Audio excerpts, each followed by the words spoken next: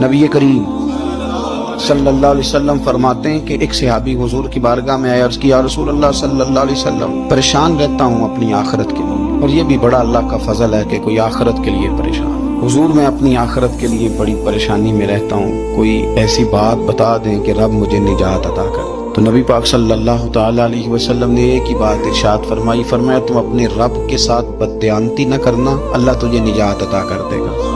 अर्ज की, या रसूल अल्लाह सल्लल्लाहु अलैहि वसल्लम, अल्लाह के साथ बददयानती और खयानत क्या है? लोगों के साथ तो मामला समझ में आता है कि किसी ने कोई रकम रखवाई, कोई ड्यूटी दी, कोई जिम्मा लगाया, पूरा न किया तो बददयानती हो। अल्लाह के साथ बददयानती का माना क्या है? तो नबी पाक सल्लल्लाहु अलैहि वसल्लम फरमाने लगे, वो काम जो तुम्हें खालिश अपने रब की रिजा के लिए करने चाहिए थे, उन कामों में अगर तुमने नियत कर ली ना कि लोग भी देख लें, खैर का भी तुमने इरादा कर लिया, हुक्म दिया था अल्लाह रसूल ने, करने थे